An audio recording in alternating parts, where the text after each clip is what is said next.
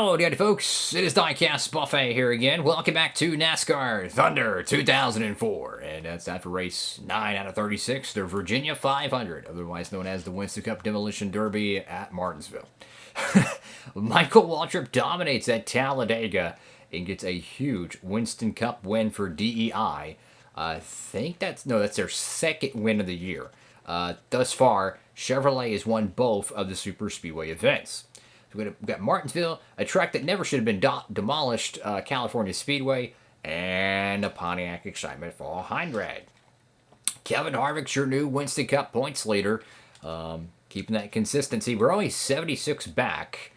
We've strung together 5 top 10s and 5 top 5s and 6 top 10s and 8 starts, which is really, really good, to be honest with you. It's pretty darn good. That's why we're up there in the points. We're going to run the alternate paint scheme again, and we have our short track piece ready to go. We're going to go ahead and get our Pepsi 400 car up the speed. So we're going to go ahead and get our plate car ready to go for the summer 400 miler. I always like to get our plate cars, go ahead and get them done, because if we tear up some equipment, we might end up showing up to Daytona or Talladega and not having a 100% conditioned car. And the problem with that is that at Daytona, Talladega, if your car is just, 1 to 2 overall slower than what it is, it could mean the difference between getting lapped, losing the draft, finishing 30th. You never know. You got to have your best equipment at those tracks because it's so hard to win and stay with the pack if you don't. All right, so again, we're going to a short track, so whatever we bring, don't expect to bring it back. Because our Bristol car, I don't know how we got out of Bristol with that. That short tracks have been pretty bad to us this year thus far, Rockingham and Bristol. Can we turn it around at Martinsville? Oh, let's find out. Alrighty, folks, so we qualified second here at Martinsville. Hopefully we don't have a DNF. Hopefully we keep the car in one piece.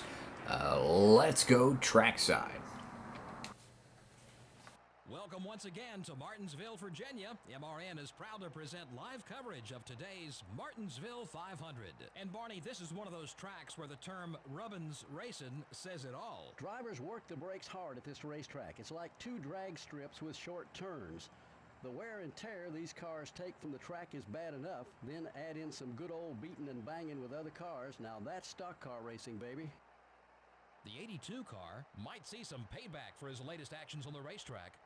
Yeah, that's true, and maybe NASCAR needs to start taking a look at this situation. You got a guy who's really letting his emotions get the best of him, and it's possible his judgment is a little impaired on the racetrack. Michael Waltrip has a solid top 10 spot in the standings so far. Yeah, he needs to focus on this race. A poor finish can quickly bounce you out of the top 10, but a win can gain you several positions, might even put you in the top 5. We'll see what happens. Jamie McMurray really finishes strong on all these tough short tracks. He's definitely been a factor at all the short tracks so far, you're right. But he still has to stay out of trouble and take care of the car in this race.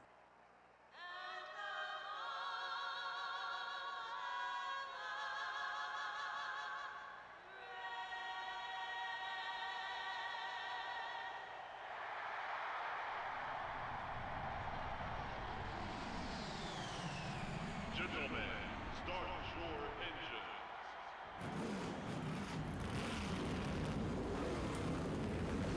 Alrighty, folks, here we go at Martinsville.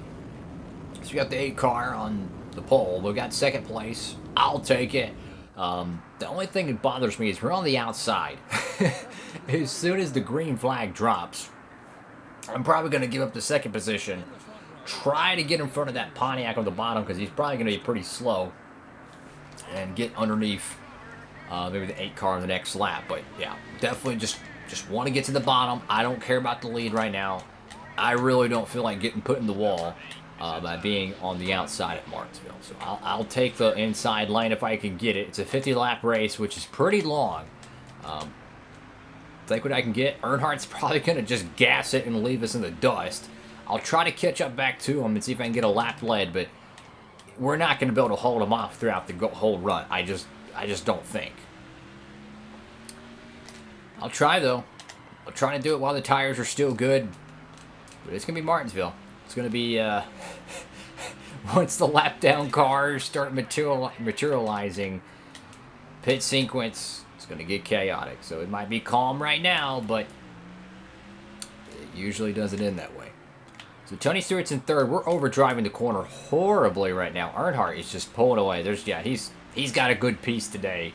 There's a reason why he dominated the Bristol spring race in this playthrough. More likely than not, he's just got a great short track program. We ran really, really, really good at Rockingham. Got taken out in the last lap. And then we went to Bristol. Had a horrible car. Worst run of the year.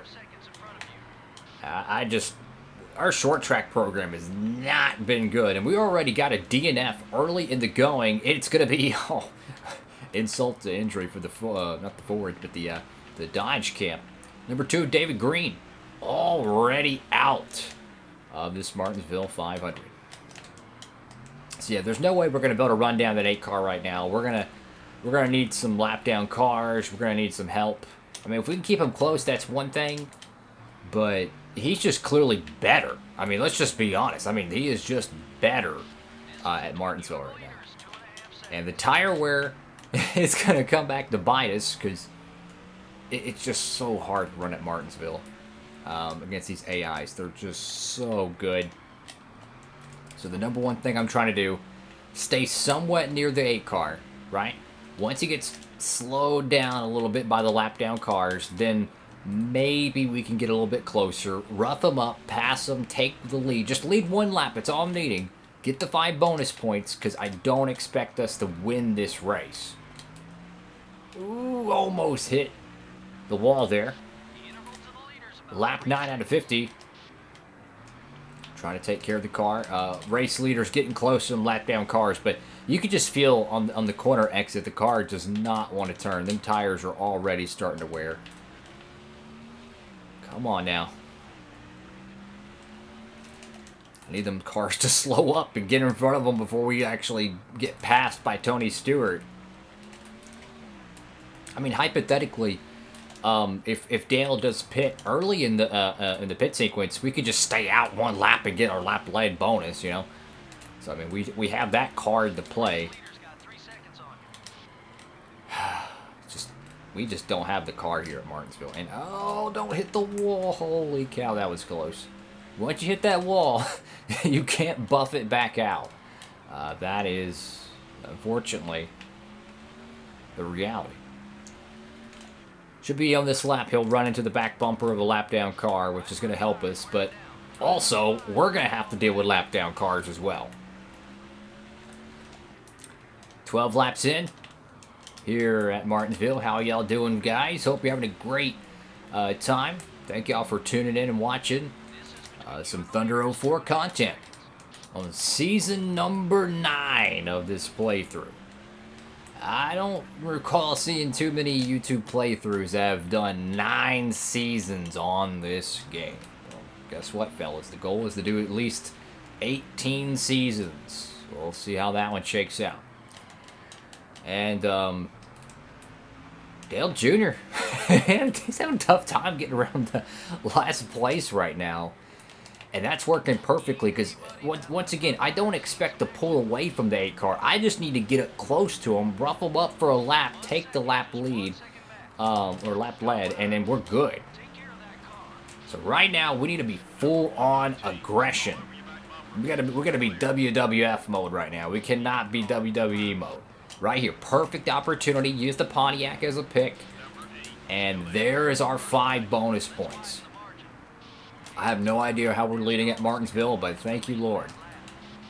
So that nullifies the most lap, or that nullifies the lap lead Dale had. He's still going to get the most laps led bonus, which is another 5. But hey, doesn't mean Gordon and Tony Stewart and company are going to lead a lap.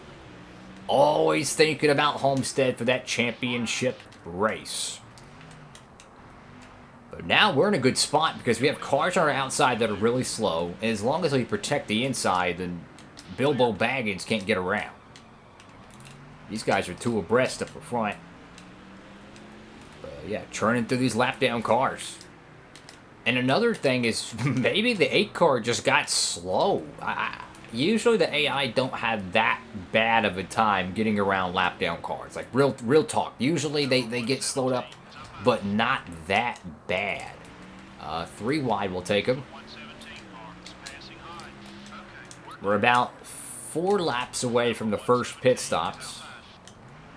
I would personally like to pit right after Tony Stewart pits to keep him from getting a lap lead. But truth be told, I mean, if we can run with the 8 car, I kind of don't want to worry about if Tony Stewart leads a lap or not. I just want to just pit with the 8 car and race the 8 car for this win. Oh no, I'm so sorry, Vickers. That was really selfish. Just pushed him up into the fence. That was no man's land, but I mean, I understand you're trying to fight to stay on the lead lap. I totally get it, but let's just be honest. There's 5 cars ahead of you that are running the same pace, if not, you know, a little worse. And they're just slowly trickling on back. I don't know. I don't blame them, because I know when we were a lap down car at these short tracks, we were roughing up everybody. So I don't blame them one bit. Lap 22 out of 50. Again, we're watching the 8 car. When he pits, I want to pit. So if he hangs that left here, he's pitting. Okay, screw it. We're pitting.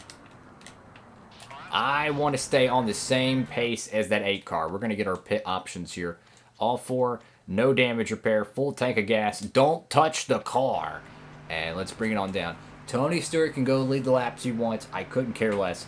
I'm racing the 8 car for this win currently. That's the way I'm gonna look at it. Go and give me a drink of water here. How about Michael Waltrip running 6 thus far? Great, it's the pit sequence, but hey, you got that huge win at Talladega. Let's see how that one shakes out for the DEI camp. Oh boy. Come on, we need a good pit stop, guys. Lord, please let us get a good pit stop. And I'll take it. 16.2. That's better than we had at Talladega. I'll take it. And how far out is Dale? Is that the 8 car ahead of us? I think it is. Burton might slow him up. Oh, this is perfect. Thank you, Jeff Burton. Oh my gosh, we have to give Jeff Burton a Christmas card. Dude, he literally just parked in front of Dale. And just slowed him down big time.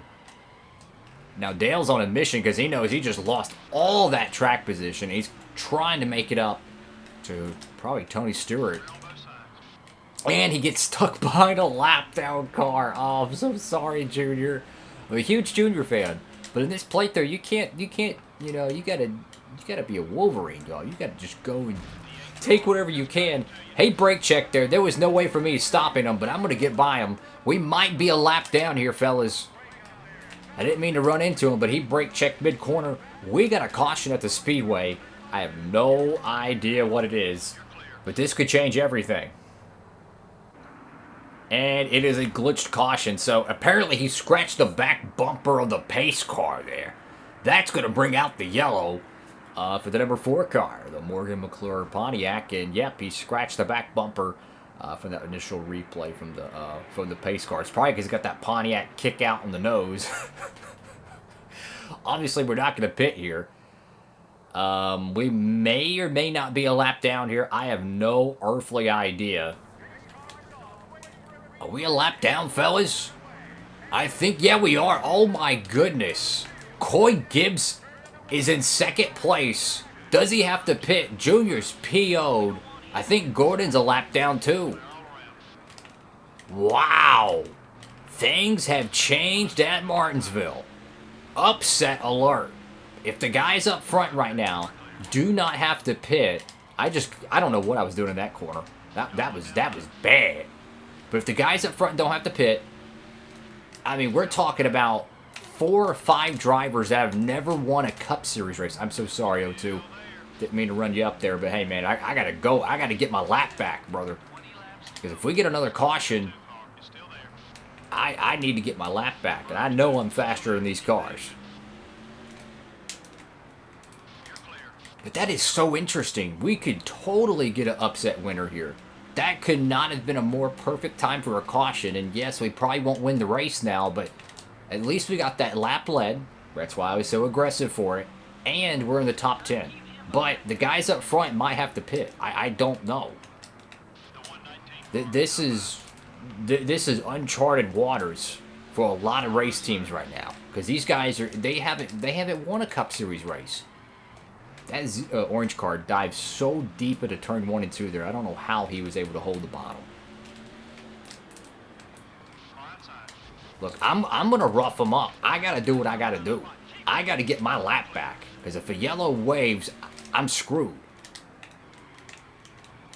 And check this out. 41 cars in 5th. The 57 car of Smith is in 6th. So if it doesn't go, if there's no caution, I mean, we're pretty much almost guaranteed an upset winner. I mean, look at the top 5. I mean, every single one of those drivers are upsets.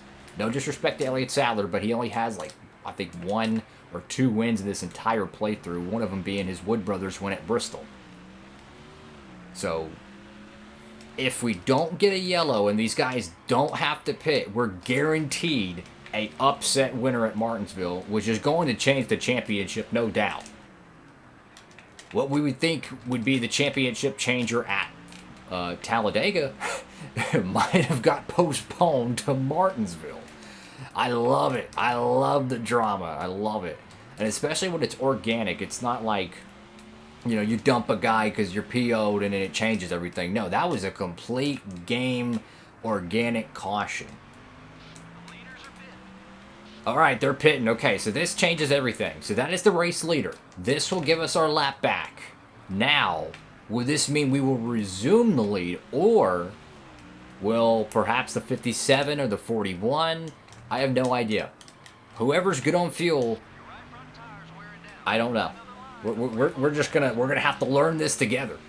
I mean, truth be told, if they were out of front, they could have pitted, I believe, and still kept their position, or even kept us a lap down. I'm not sure. But we're 5th, now 4th. I am perplexed, guys. I could not tell you what's going to happen, but I think they're all going to pit. If I had to guess, is Sadler pitting this time? No. Sadler stays out. We're 4th right now, so the top 5 efforts definitely there. I could not tell you what's going to happen here at Martinsville. This is interesting. Because I imagine if they all had to pit, they would have all pitted by now. And by the 38 being out front alongside the 41 and the 57, this is huge. I mean, Yates, I don't even think has won a race since Dale Jarrett's retirement. I mean, this is one of the biggest upsets in this playthrough if Elliott Sadler does not have to pit here.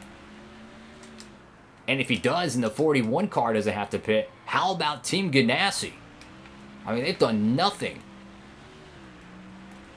I mean, this is really interesting stuff. And we're 4th place. So, I mean, regardless what happens points-wise, we're great. We're sitting great because we're ahead of all the competition. You know, that being the 8 car, the 24, X, Y, and Z. And there's no way Elliott Sadler can go 40 laps on 1 tank of gas at Martinsville. There's no way.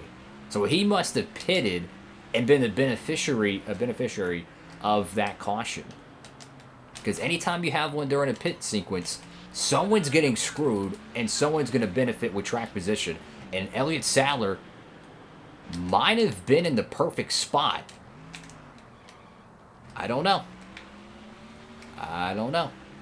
I think the 8 car's still a lap down. Yeah, he is. He still can't get by him. I'm not trying to rough up the 6 car here because I'm not trying to take any chances. I don't want to destroy my race car, but I don't want to affect Elliott Sadler either. If he wins this race, I want to let him win it organically. Wow, man. This is crazy. Elliott Sadler for Robert Yates Racing. I mean, to put this in perspective, Dale Jarrett retires. Ron Hornaday comes on board. They pretty much lose all of their speed. They're no longer a threat. They're now pretty much a shell of them former self.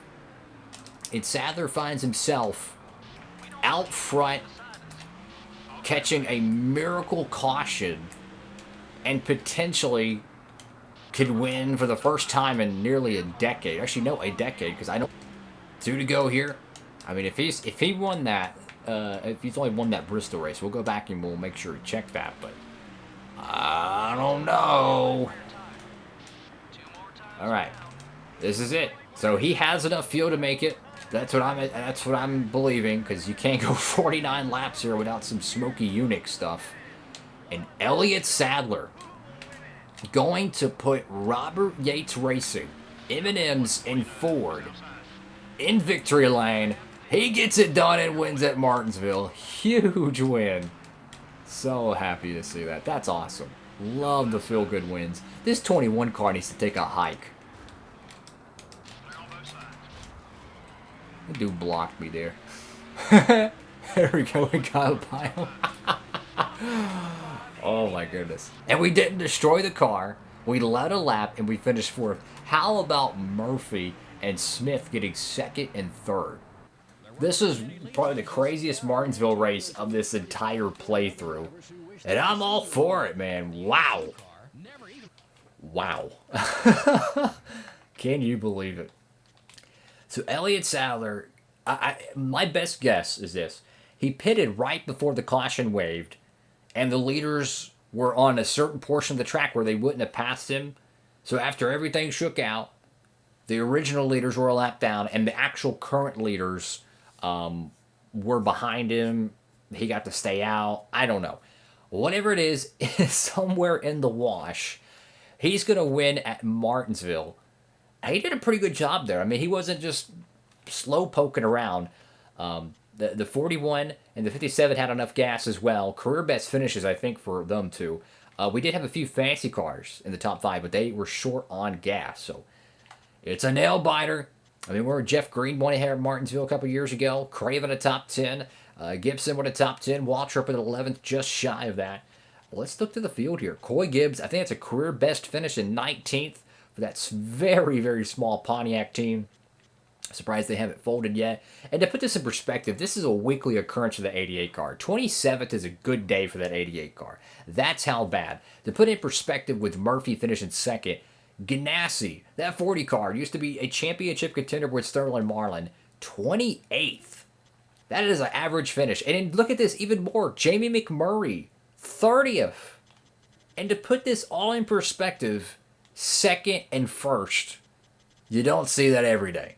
And the bottom of the barrel today at Martinsville is going to be David Green, because why not? Thank you all so much for watching the video. Make sure to like, comment, and subscribe. Hope to see you in the next episode on here on Thunder 04 Career Mode. We're going to California, I think, next. And in this playthrough, we don't bulldoze it. So that's pretty good. Thank you all so much for watching. Of course, to help out the channel, make sure you use that promo code at Circle B Diecast when you're at checkout for any orders $30 or more. Use code Diecastbuffet, same as the YouTube channel name, no space in between. That's all for now. Diecastbuffet, sign it off.